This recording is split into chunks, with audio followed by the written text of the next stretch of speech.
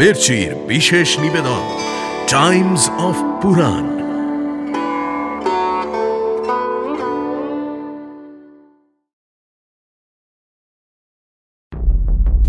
আপনি তো জানেন ওরা কারো সন্তান নয়। মানুষ নিজের জন্য কি ভাবে আর নিয়তি তার জন্য কি লিখে রাখে। আমার 7 ছেলে, আর আজ আমার কেউ নেই গঙ্গা। আমি শুধু সাক্ষীর মতো দেখে যাই। আমি প্রতিজ্ঞা করছি যে আমি কখনোই হস্তিনাপুরের রাজ সিংহাসনে বসব না।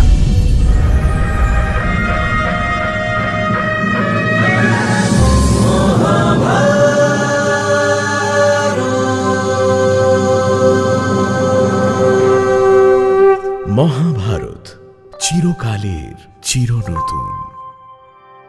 মহর্ষি বেদব্যাস রচিত মহাকাব্য মহাভারতের বাংলা অনুবাদ করেছেন রাজশেখর বসু, কালীপ্রসন্ন সিংহ সহ অনেক বিদগ্ধ পণ্ডিত। সেই সব জনপ্রিয় অনুবাদ এবং প্রচলিত ভাষ্যকে ভিত্তি করে সহজ ভাষায় মহাভারতের নাট্যরূপ দেওয়া হল শুধুমাত্র আপনার জন্য। প্রযোজনা প্যাস্টেল এন্টারটেইনমেন্ট। আজ থেকে 5000 বছর আগে আজকের ভারতবর্ষ একেবারে অন্য রকম ছিল। মুনি, ঋষি, তপস্বী, দেবতা, যক্ষ আর কালোজয়ী রাজারা তখন এই মাটিতেই বিচরণ করতেন। যে রাজার নামে প্রাচীন ভারতভূমি তৈরি হয়েছিল সেই মহারাজ ভরতের বংশের শ্রেষ্ঠ রাজা ছিলেন শান্তনু। তাঁর নেতৃত্বে হস্তিনাপুর রাজ্য সব দিক দিয়েই গৌরবের শিখরে পৌঁছেছিল। সেই গৌরবের ধারা আমাদের ভারতভূমি আজও বহন করে চলেছে। তাই এই কাহিনী কোনো মন গড়া কল্পকাহিনী কখনোই নয়। সেই হস্তিনাপুরের সঙ্গে আধুনিক ভারতের সরাসরি কোনো মিল নেই ঠিকই, কিন্তু এই কাহিনীর থেকে কোনো যুগই নিজেকে আলাদা করতে পারে না। সে কথা কি করে জানলাম? আমাকে যে সব জানতে হয়েছে। সেই কাহিনীর আমি যে সাক্ষী, আবার আমিই স্রষ্টা। আমি কে সে পরিচয় পরে দেব। এখন মহারাজ শান্তনুর কাছে একবার যাওয়া যাক। কীর্তিমান রাজা হয়েও মনে তার গভীর দুঃখ, এক বুক তৃষ্ণা। তার চোখ দুটো সর্বদাই কাকে যেন খুঁজে বেড়ায়।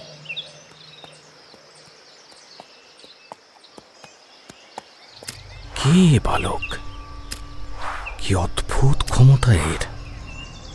গঙ্গার জলে কেউ তীর বিঁধিয়ে রাখতে পারে নাকি?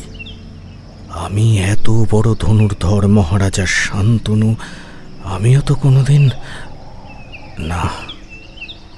এই বালক তো সত্যি আমাকে অবাক করে দিচ্ছে।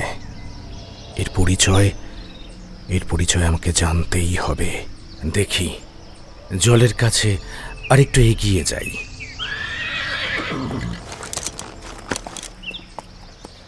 হে অস্ত্রধারী বালক, কে তুমি? তোমার নাম কি? তুমি কি কোনো রাজপুত্র? তোমার পরিচয় কি? যা, কোথায় গেল? অদৃশ্য হয়ে গেল কি করে? গঙ্গায় মিলিয়ে গেল নাকি? তবে কি যা ভেবেছি তাই? এই কি আমার সেই অষ্টম সন্তান? আমাকে জানতেই হবে। গঙ্গা, একমাত্র গঙ্গাই এর উত্তর দিতে পারবে।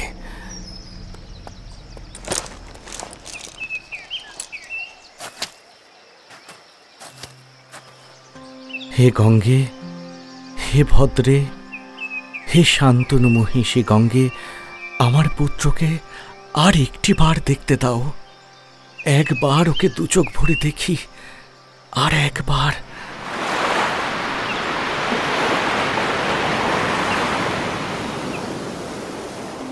গঙ্গা। মহারাজ শান্তনু, আমার অভিবাদন গ্রহণ করুন। হ্যাঁ, আপনি ঠিকই চিনেছেন মহারাজ। দেবব্রত আসলে আপনার আর আমার একমাত্র জীবিত সন্তান। বাকি 7 জনের মৃত্যুর পরে এই আমাদের 8ম সন্তান।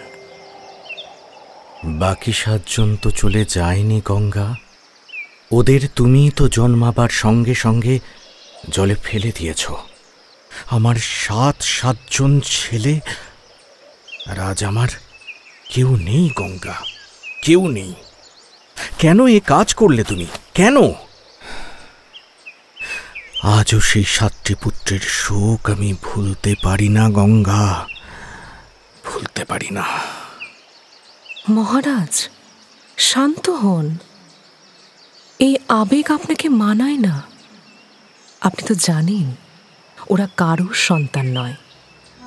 দেবলোকের অভিশাপ ছিল বলে মাত্র কয়েক মুহূর্তের জন্য পৃথিবীতে এসে জন্মেছিল, তারপরে আবার দেবলোকে ফিরে গেছে। ওদের অভিশাপ কেটে গেছে মহারাজ, তাই জন্মানোর সঙ্গে সঙ্গে ওদের আমি জলে ফেলে দিয়েছিলাম। ওরা দেবলোকের অষ্টবসু, ওরা 7 জন ফিরে গেছে। তবে আপনি কেন এত অধীর হচ্ছেন মহারাজ? 8ম জনকে তো আপনার যোগ্য উত্তরাধিকারী করে গড়ে তুলেছি আমি। তার নাম দেবব্রত। একটু আগে আপনি তাকেই দেখেছেন। ও আপনারই সন্তান মহারাজ। দেবব্রত আমার সন্তান? হ্যাঁ মহারাজ, শাপভ্রষ্ট 8 বসুর 8ম জন এই দেবব্রত। পূর্বজন্মে ওরই অভিশাপ বেশি ছিল, তাই ওকে দীর্ঘকাল এই পৃথিবীতে থেকে প্রায়শ্চিত্ত করতে হবে। কি বলছো গঙ্গা? দেবব্রত তোমার সন্তান? এই পৃথিবীতে তোমার নামে সমস্ত পাপ ধুয়ে যায়, আর তোমার পুত্র হয়ে কিনা দেবব্রতকে পূর্বজন্মের অসমাপ্ত কাজ সমাপ্ত করতে হবে? কি বলছো তুমি? হ্যাঁ মহারাজ, দেবব্রতর এখন কর্মফল ভোগ করার সময়। এই জন্মে ওর কোনো পাপ নেই, কিন্তু পূর্বজন্মে যে পাপ কাজ দেবব্রত করেছে সে পাপের তো কোনো ক্ষমা নেই মহারাজ। বশিষ্ঠ ঋষির আশ্রম থেকে কামধেনুকে চুরি করেছে দেবব্রত। অবশ্য তখনও দেবব্রত ছিল না, তখন ওর নাম ছিল 2 বসু। 8 বসুর মধ্যে সে ছিল শ্রেষ্ঠ। সঙ্গীতের সঙ্গে ঋষির আশ্রমে গিয়ে তার পত্নীর অনুরোধে সেই ধেনুটিকে চুরি করে দেবব্রত। সে কথা জানতে পেরে সবাইকে অভিশাপ দেন ঋষি। ঋষির শাপেই মানুষ হয়ে জন্মায় তারা, আর চুরি করার অপরাধে 8ম বসুর সাজাটা হলো একটু বেশি। তাকে দীর্ঘকাল এই জগতে থাকতে হবে। অবশ্য বশিষ্ঠ বলেছেন অস্ত্রবিদ্যায় এই দেবব্রত হবে পৃথিবীর মধ্যে সেরা। ধর্মবুদ্ধিতে আর জ্ঞানে ওর সমকক্ষ কেউ থাকবে না, কিন্তু এই পুত্র কখনো স্ত্রী সুখ পাবে না। কি বলছো? দেবব্রত তাহলে মানুষ নয়? এই জন্মে ও মানুষ হয়েই জন্মেছে মহারাজ। আসলে এই পৃথিবীরই ওকে খুব প্রয়োজন। আগামী প্রজন্মের মধ্যে জ্ঞান, বীরত্ব, সাহস আর সৌজন্যের নজির রেখে যাবে দেবব্রত। ওকে তেমন করেই আমি তৈরি করেছি। বশিষ্ঠ ঋষির কাছে বেদ পড়েছে দেবব্রত। দেবগুরু বৃহস্পতি আর দৈত্যগুরু শুক্রাচার্যের কাছে অন্যান্য শাস্ত্রের পাঠ নিয়েছে। মহর্ষি যমদগ্নি যত রকম অস্ত্রবিদ্যা জানেন সে সবই তিনি দেবব্রতকে শিখিয়েছেন। ধনুর্বিদ্যা আর রাজধর্ম এই দুটোতেই দেবব্রতর কোনো বিকল্প হয় না মহারাজ। এই পুত্র এবার হস্তিনাপুরের যথার্থ উত্তরসূরি হয়ে উঠেছে।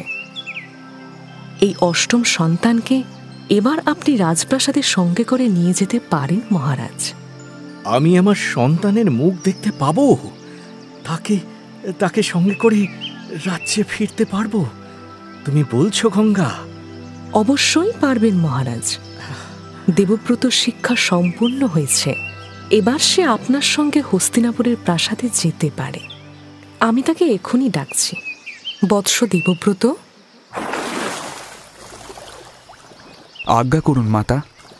সূর্যের মতো উজ্জ্বল এই যে রাজা দাঁড়িয়ে আছেন, ইনি হস্তিনাপুরের শ্রেষ্ঠ কুরুবংশীয় মহারাজা শান্তনু। বৎস দেবব্রত, ইনি তোমার পিতা, একে প্রণাম করো। মহারাজের সঙ্গে এবার তোমাকে হস্তিনাপুরে ফিরে যেতে হবে। প্রণাম মহারাজ, আপনার আদেশ শিরোধার্য মাতা। আমি নিশ্চয়ই যাব, কিন্তু কখনো যদি কোনো বিপদ। তোমার কোনো বিপদ হবে না বৎস। যে দুর্লভ শিক্ষা তুমি পেয়েছ, সেই শিক্ষার জোরেই সমস্ত বিপদকে জয় করতে পারবে তুমি। তবু নিজের কর্তব্য সম্পর্কে কখনো যদি সংশয় দেখা দেয়, আমার কাছে এসো। নদীর ধারে এসে আমাকে স্মরণ করলেই তুমি আমায় দেখতে পাবে। যথা আজ্ঞা মাতা, তাই হবে। আশীর্বাদ করুন আমাকে। ধর্মপথে থেকো, সদা বিজয়ী হও বৎস। কুরুবংশের শ্রেষ্ঠ বীর শান্তনুর মুখ এবার উৎফুল্ল হয়ে উঠল। 8টি পুত্রের পিতা হওয়া সত্ত্বেও তাঁর রাজপুরী এতদিন শূন্য পড়েছিল। তার না আছে স্ত্রী, না আছে সন্তান। গঙ্গা চলে যাওয়ার পর থেকে এখনো অবধি শান্তনু আর দ্বিতীয়বার বিবাহ করেননি। আমি কৃষ্ণদ্বৈপায়ন ব্যাস। যুগ যুগ ধরে মানুষ যাকে বেদব্যাস নামে চেনে, আমি সেই কালজয়ী দিব্যদ্রষ্টা হয়েও শান্তনুর মতো এমন সংযমী রাজচক্রবর্তী পুরুষ আর বিশেষ দেখিনি। মহিষী গঙ্গাকে সত্যি ভালোবেসেছিলেন শান্তনু, তাই তার বিরহ যন্ত্রণায় কাতর হয়েছিলেন তিনি। সামান্য একটা কথার খেলাপে গঙ্গা যে এত বড় শাস্তি দিয়ে যাবেন তাকে, তা বোধহয় বুঝতে পারেননি শান্তনু। না, শান্তনু একে কথার খেলাপ বলে মানতে চাননি অবশ্য। তার কাছে এটা নিষ্ঠুরতা। কোন জননী কি তার সদ্যজাত সন্তানকে নিজে হাতে করে নদীতে ভাসিয়ে দিতে পারে? গঙ্গা ঠিক এটাই করেছিলেন। একবার নয়, 7 বার। বিবাহের আগে দেওয়া শর্ত অনুযায়ী গঙ্গার সব কাজই মুখ বুজে মেনে নিচ্ছিলেন শান্তনু। তার বুক ফেটে গেলেও মুখ ফুটে কিচ্ছু বলেননি তিনি। কিন্তু 8মবারে আর পারলেন না। তার সকল সন্তানই যদি এভাবে অকুলে তলিয়ে যায়, তাহলে তার বংশ, তার রাজত্ব, এসবের দায় কে নেবে? তার উত্তরাধিকারী কে হবে? গঙ্গাকে ভালোবেসেছেন বলে পিতৃহৃদয়ের প্রতি এতখানি অবিচার সহ্য করতে হবে তাকে? না, শান্তনু আর চুপ করে থাকতে পারলেন না। নিজের শর্ত ভুলে গেলেন। 8ম সন্তানের সময় কাতর হয়ে গঙ্গাকে অনুরোধ করলেন যেন এই পুত্রটি অন্তত জীবিত থাকে। গঙ্গা তার কথা রাখলেন ঠিকই, কিন্তু শর্তভঙ্গের অপরাধে শান্তনুকে ছেড়ে বরাবরের মতো চলে গেলেন তিনি। শিশুটিকেও সঙ্গে নিয়ে গেলেন। সেই শিশুই এই দেবব্রত। আজ তার শিক্ষা সম্পূর্ণ হয়েছে। তাকে হস্তিনাপুরের যোগ্য উত্তরসূরি হিসেবে তৈরি করেছেন গঙ্গা। এবার সেই সন্তানকে শান্তনুর কাছে তিনি নিজেই ফিরিয়ে দিলেন।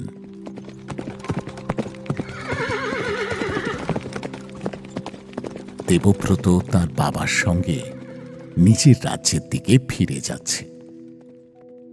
নিজের রাজ্য? মানুষ নিজের জন্য কি ভাবে আর নিয়তি তার জন্য কি লিখে রাখে। না, শোক, তাপ, রাগ, দুঃখ কিছুই আমায় মানায় না। আমি শুধু সাক্ষীর মতো দেখে যাই। কালের যে অনন্ত স্রোত বয়ে চলেছে, সেগুলোকে পরপর সাজিয়ে শুধু ছবি তৈরি করে যাওয়াটাই আমার কাজ। ওইটুকুই আমার স্বাধীনতা। বাকিটা সবই ভবিতব্য। আমি আর কেউ নই। আপাতত মহারাজ শান্তনুর পথ ধরে হস্তিনাপুরের দিকেই এগিয়ে যায়। সেখানে আজ উৎসব হবে, রাজ্যের উত্তরাধিকারী আসছে যে। বৎস দেবব্রত, আজ যে আমার কি আনন্দ হচ্ছে তোমাকে বলতে পারবো না। আমার শূন্য প্রাসাদ আজ ভরে যাবে। স্বর্গ মর্ত পাতাল জুড়ে আজ দুন্দুভি বাজবে বৎস। আমি মহারাজা শান্তনু, দেবতা মানুষ যক্ষ রক্ষ সকলেই আমার কথা মেনে চলে। আমার রাজ্যে সকলেই সুবিচার পেয়ে থাকে। আমি তোমাকেও এমন সাহসী বীর প্রজাদরদী রাজা হিসেবে দেখতে চাই বৎস। কুরু বংশের মুখ তুমি উজ্জ্বল করো কুমার। যথা আজ্ঞা মহারাজ, আপনার মান রাখতে আমি চেষ্টার ত্রুটি করব না, কথা দিলাম। বাহ, এই তো হস্তিনাপুরের রাজকুমারের মতো কথা। এসো বৎস, আমরা হস্তিনাপুরের দ্বারে পৌঁছে গেছি। কুরুরাজ শান্তনু তোমাকে হস্তিনাপুর রাজ্যে স্বাগত জানাচ্ছে। ওই শোনো, শুনতে পাচ্ছ প্রজাটা কেমন জয়ধ্বনি করছে?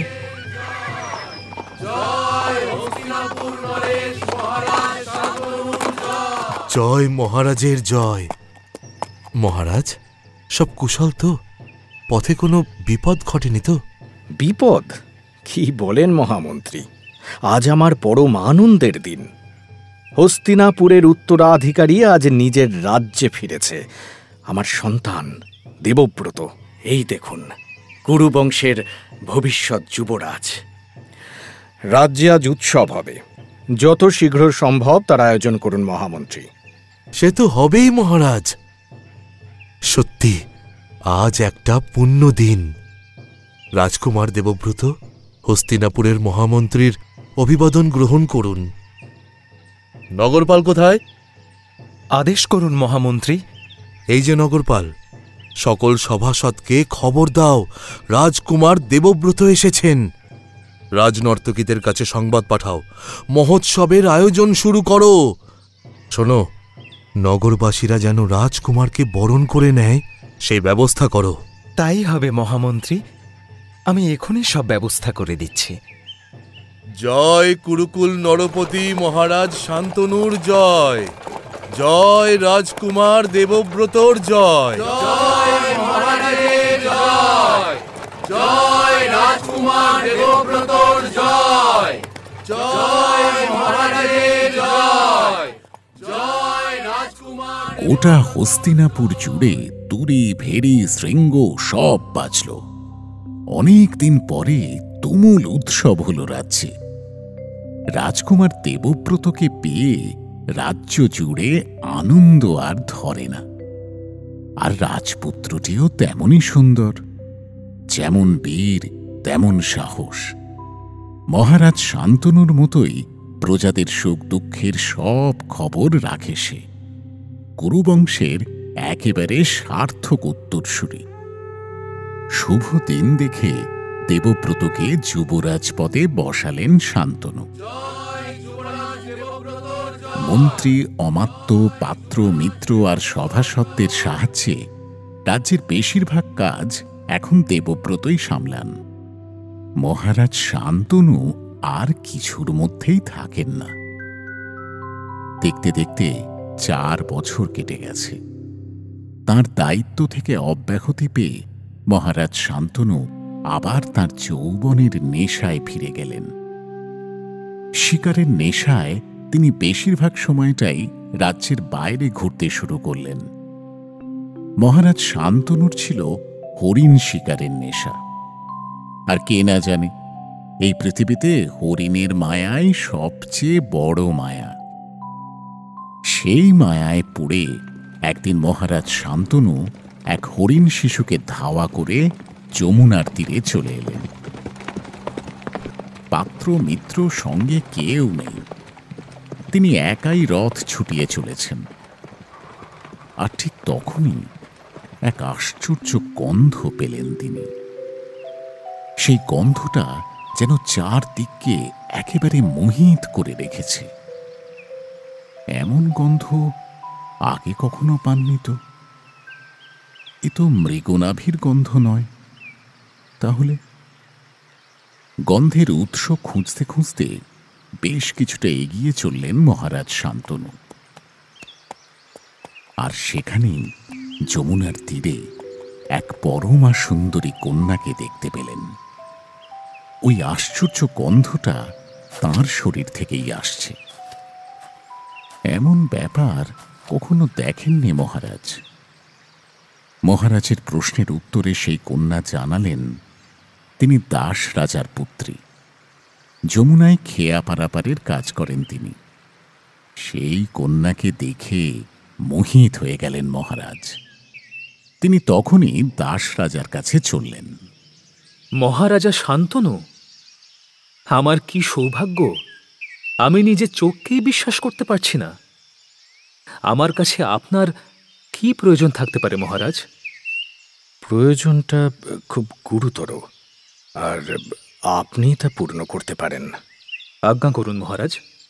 যমুনার তীরে আপনার কন্যাকে দেখতে পেলাম।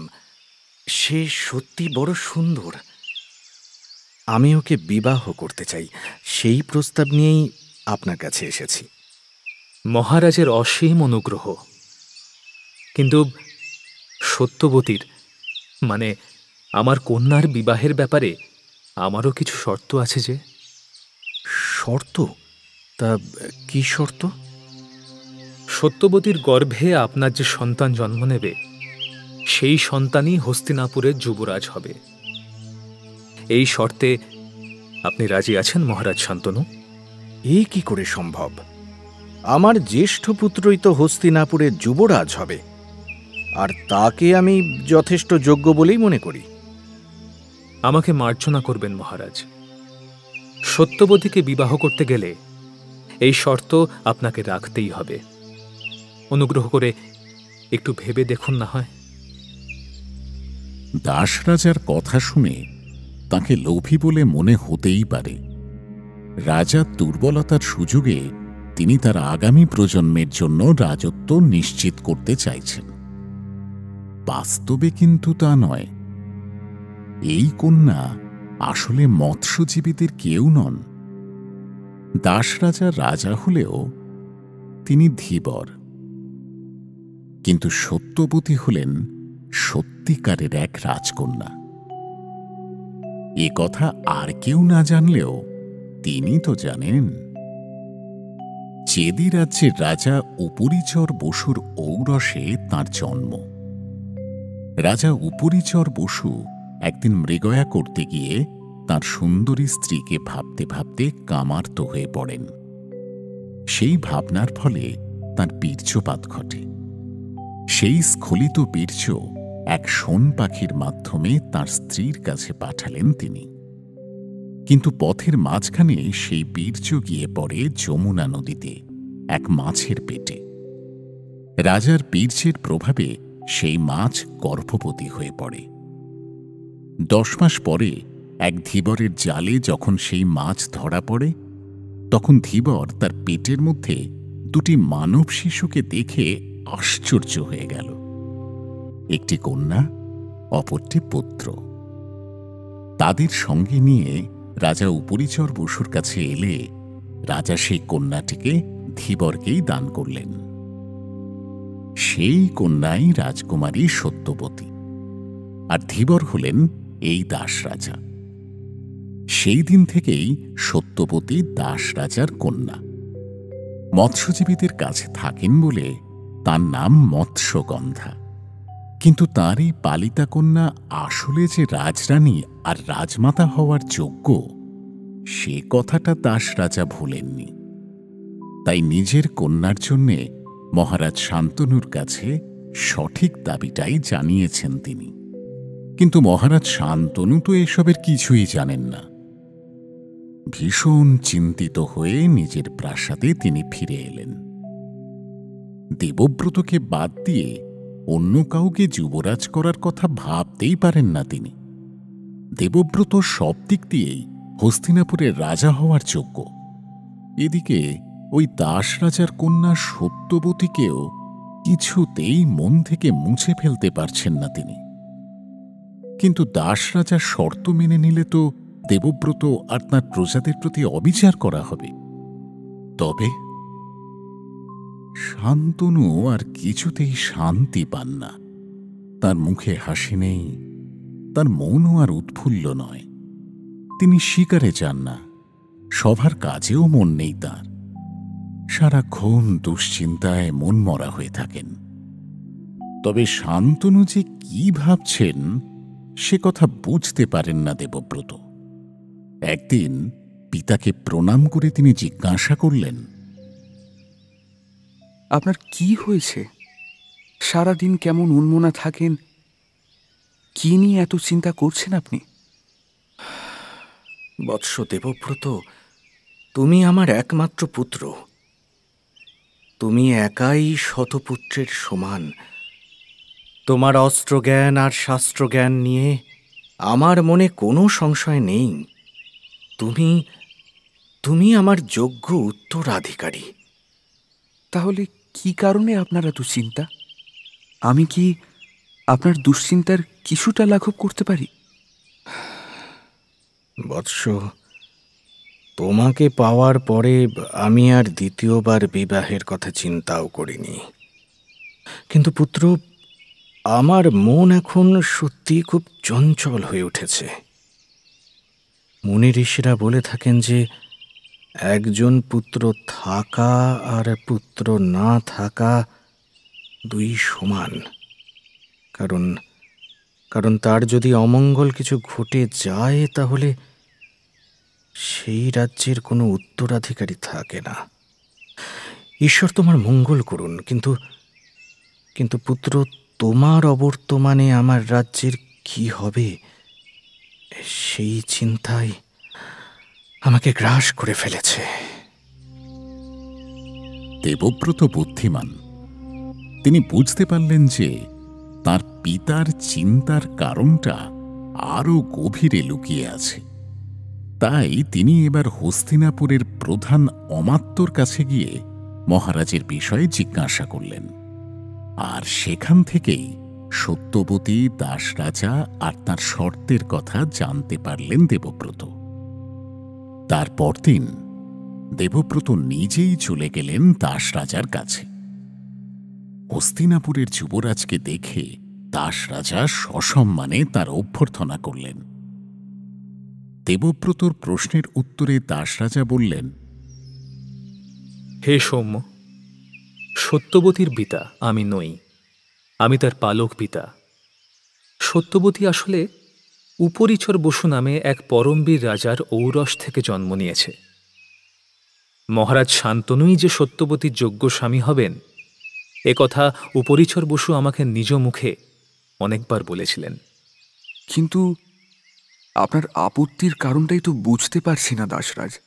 আপত্তি নয়, আশঙ্কা। তোমাকে নিয়েই আমার আশঙ্কা রাজকুমার। সত্যবতীর গর্ভে যে সন্তান হবে তারা তোমার সঙ্গে প্রতিদ্বন্দ্বিতায় জয়ী হতে পারবে না কুমার। তাই তারা কখনোই সুখী হবে না। ও, এই কথা। আমি প্রতিজ্ঞা করছি যে আমি কখনোই হস্তিনাপুরের রাজ সিংহাসনে বসব না। আপনার কন্যার গর্ভের সন্তানই হস্তিনাপুরের রাজা হবে। আমি সেই রাজাকে আর রাজ সিংহাসনকে রক্ষা করব বলে কথা দিলাম। ধন্য তুমি, ধন্য তোমার বংশ। কিন্তু তুমি মহারাজের একমাত্র অবলম্বন। তুমি নিজে রাজা না হলেও তোমার সন্তান তো এই সিংহাসনের দাবিদার হয়ে উঠতেই পারে। শুনুন দাসরাজ, আমি আকাশ, পৃথিবী, স্বর্গের দেবগণ আর আমার পিতৃপুরুষগণকে সাক্ষী রেখে প্রতিশ্রুতিবদ্ধ হচ্ছি যে আমি কখনো রাজা হয়ে সিংহাসনে বসব না, আর আমার কখনো কোনো সন্তান হবে না।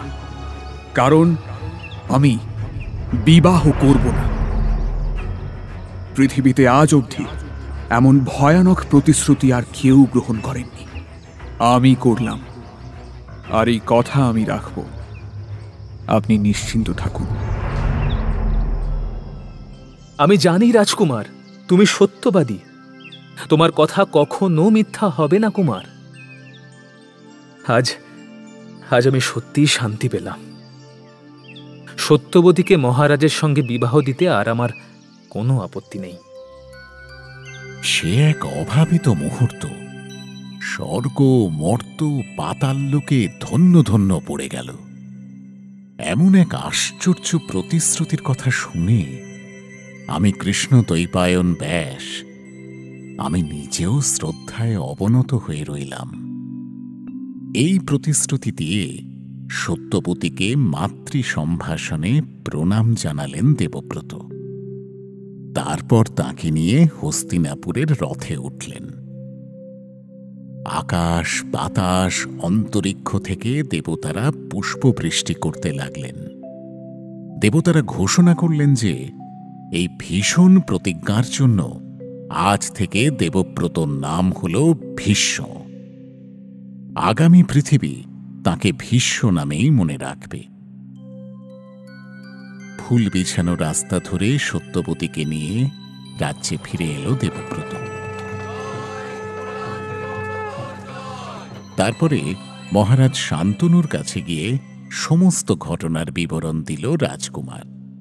কুমারের মুখে সব শুনে আনন্দে উত্তেজনায় অধীর হয়ে মহারাজ শান্তনু তাকে আশীর্বাদ করে বললেন, বৎস দেবব্রত, আমি তোমাকে ইচ্ছা মৃত্যুর আশীর্বাদ করছি। যত দিন ইচ্ছে করবে ততদিন তুমি বেঁচে থাকবে। তোমার ইচ্ছের বিরুদ্ধে মৃত্যু তোমাকে স্পর্শ করতে পারবে না। প্রণাম মহারাজ, আপনার এই আশীর্বাদ আমি মাথা পেতে নিলাম। আয়ুষ্মান ভব। হস্তিনাপুরের রাজরানী হলেন সত্যবতী। মহারাজ শান্তনুর সঙ্গে খুব সুখেই ছিলেন তিনি। রাজকুমার দেবব্রতর পরে হস্তিনাপুরের আরও দুজন উত্তরাধিকারী এলো এবার। একজনের নাম চিত্রাঙ্গদ, অন্যজন বিচিত্রবীর্য।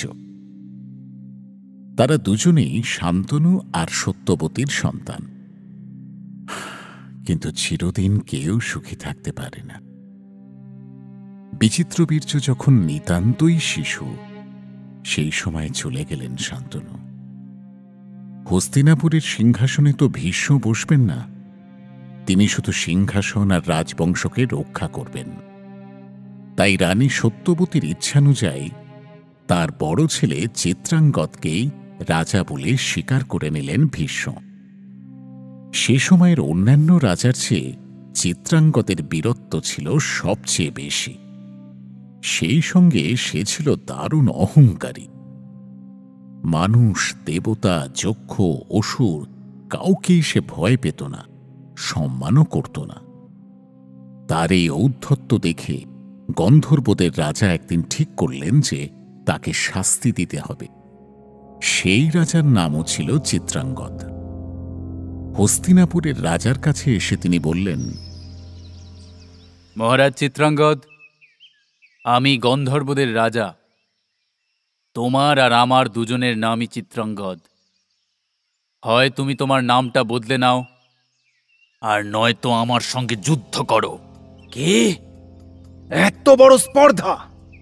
তুমি জানো আমি কে? আমাকে তুমি নাম বদলে নিতে বলছো? কখনো না। তোমাকে মেরে আমি একাই চিত্রাঙ্গদ হয়ে থাকবো। চলো যুদ্ধ করি। কুরুক্ষেত্রের হিরণ্মতী নদীর তীরে হস্তিনাপুরের রাজা আর গন্ধর্বদের রাজার মধ্যে এবার ভীষণ যুদ্ধ শুরু হল। বহুদিন ধরে সেই যুদ্ধ চলল। তবে গন্ধর্বদের রাজার শক্তি হস্তিনাপুরের চিত্রাঙ্গদের থেকেও অনেক বেশি। শেষ পর্যন্ত মহারাজ চিত্রাঙ্গদকে মেরে ফেলে গন্ধর্বদের রাজা ফের স্বর্গে ফিরে গেলেন। চিত্রাঙ্গদের কোনো সন্তান ছিল না। তার মৃত্যুর সময় ছোট ভাই বিচিত্রবীর্যও ছিল নাবালক। তবে এবার তাকেই রাজা ঘোষণা করে তার হয়ে রাজ্য শাসনের ভার নিলেন ভীষ্ম নিজে। সত্যবতীর কথা অনুযায়ী হস্তিনাপুরের শাসন কাজ চলছিল। এভাবে বেশ কয়েক বছর কেটে গেল।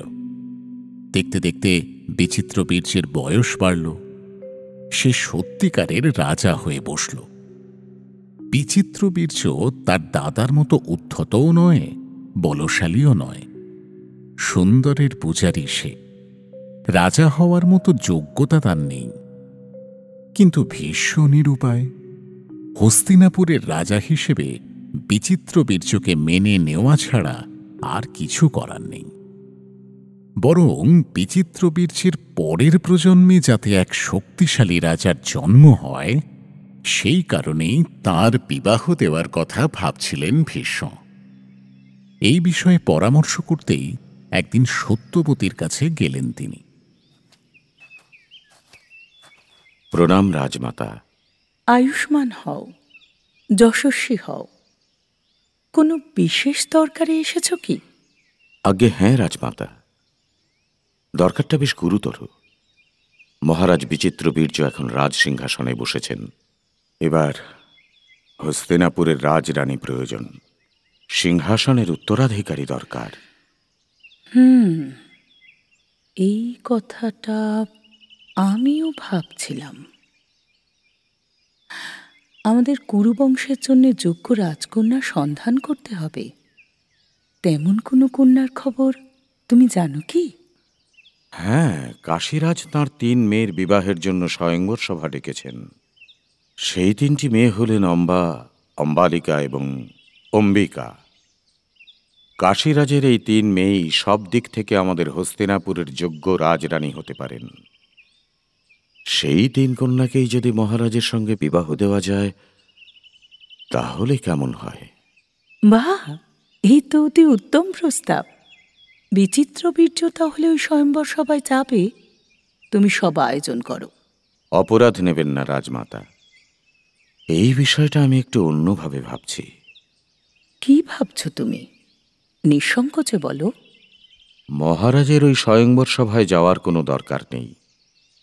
দেশ বিদেশ থেকে অনেক শক্তিমান রাজপুরুষ ওখানে আসবেন।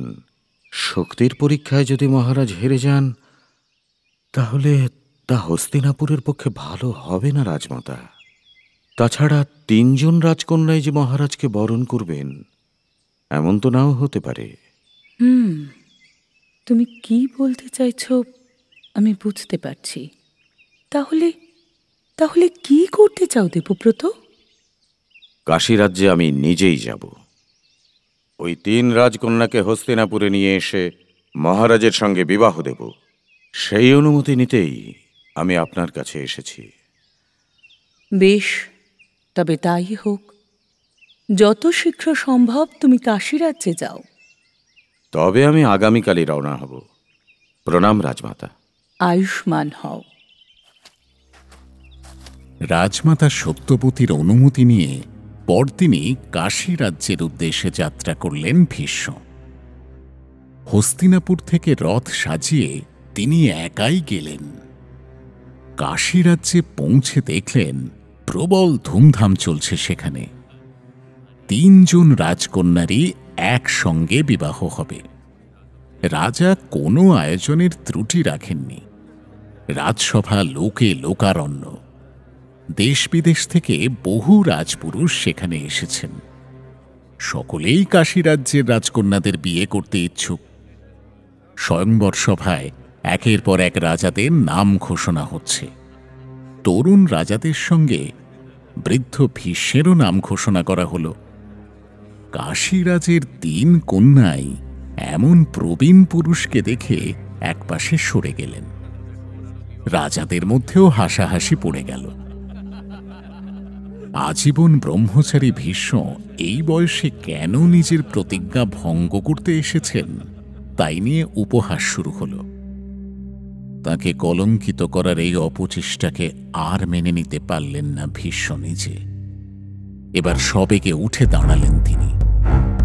রাজাদের দিকে চেয়ে জলদগম্ভীর স্বরে বলে উঠলেন, রাজপুরুষরা শুনুন, আপনাদের বলছি, এই সমাজে বহু ধরনের বিবাহের রীতি প্রচলিত আছে, কিন্তু ক্ষত্রিয়দের জন্য শ্রেষ্ঠ রীতি কি জানেন তো? স্বয়ংবর সভায় বিপক্ষের রাজাদের যুদ্ধে হারিয়ে কন্যাকে হরণ করে নিয়ে যাওয়াই হল শ্রেষ্ঠ ক্ষত্রিয় আচার। আমি প্রতিজ্ঞাবদ্ধ ভীষ্ম, এই কন্যাদের প্রতি আমার বিন্দুমাত্র আসক্তি নেই। আমি বিবাহ করব না। হস্তিনাপুরের মহারাজা বিচিত্রবীর্যের বিবাহের জন্য এই 3 কন্যাকে নিয়ে যেতে এসেছি আমি। এই এখনই এদের নিয়ে চললাম। আপনারা পারেন তো আমাকে বাধা দিয়ে দেখান। ছেড়ে দিন, ছেড়ে দিন আমায়। ভরা সভায় দেশ বিদেশের রাজাদের সামনে দিয়ে কাশীরাজের 3 কন্যাকে নিজের রথে তুলে নিলেন ভীষ্ম। তারপরে হস্তিনাপুরের দিকে তার রথ ছোটালেন। স্বয়ম্বর সভায় এসে এতখানি অপমান! ভীষ্মের এই স্পর্ধা বাকি রাজারা কিছুতেই মেনে নিতে পারলেন না। রাগে সভা ছেড়ে উঠে দাঁড়ালেন তারা। বহুমূল্য অলঙ্কারের বদলে এবার বর্ম ধারণ করলেন সকলে। নিজের নিজের রথে উঠে অস্ত্র ধরলেন তারা। ভীষ্মকে আটকাতে একযোগে আক্রমণ শুরু করলেন। অন্যান্য দেশের বাকি রাজারা একদিকে, আর অন্যদিকে একা ভীষ্ম। তবুও অস্ত্রযুদ্ধে কেউ তাকে হারাতে পারলেন না। সকলের অস্ত্র তিনি একাই কেটে দিতে লাগলেন। তার সামান্য কোনো ক্ষতিও কেউ করতে পারলেন না। বাকিরা ক্রমেই তার গতি আর শক্তির কাছে হেরে যেতে লাগলেন। কেউ আর তাকে অনুসরণ করারও সাহস করলেন না। শুধু একা শাল্যরাজ ভীষ্মকে ধাওয়া করে তার রথ ছোটালেন। গঙ্গাপুত্র ভীষ্ম, আপনি বারবার তাকে থামতে বললেন। একের পর এক অস্ত্র ছুঁড়তে লাগলেন তিনি, কিন্তু ভীষ্মের তীরের আঘাতে শাল্যরাজের সারথি আর ঘোড়ার মৃত্যু হলে তাঁর আর কিছুই করার রইল না। তিনিও তখন পিছু ঘটতে বাধ্য হলেন।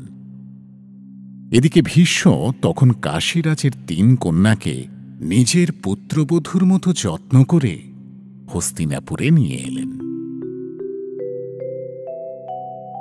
তার পরদিন থেকেই হস্তিনাপুরে সাজো সাজো রব উঠল। মহারাজ বিচিত্রবীর্যের বিয়ের প্রস্তুতি শুরু হয়েছে। এই উদ্যোগের দায়িত্বে রয়েছেন স্বয়ং ভীষ্ম। কোনো এক জরুরি দরকারে তিনি রাজমাতা সত্যবতীর সঙ্গে দেখা করতে রানী মহলের দিকে যাচ্ছিলেন। এমন সময় এক দাসী এসে তাকে প্রণাম করে দাঁড়াল। প্রণাম পিতামহ ভীষ্ম। আমার জন্য কোনো বার্তা আছে কি? কাশীরাজকন্যা অম্বা আপনার দর্শন প্রার্থী। আমাকে রাজকন্যার কিসের প্রয়োজন? বেশ, তিনি আমার অতিথি। তাঁকে বলো আমি নিজেই অতিথি মহলে তাঁর কাছে যাচ্ছি। মহামতি ভীষ্মের জয় হোক। রাজকন্যা অম্বাকে গিয়ে সংবাদ দাও যে ভীষ্ম তার সঙ্গে দেখা করতে এসেছেন। যথাজ্ঞা।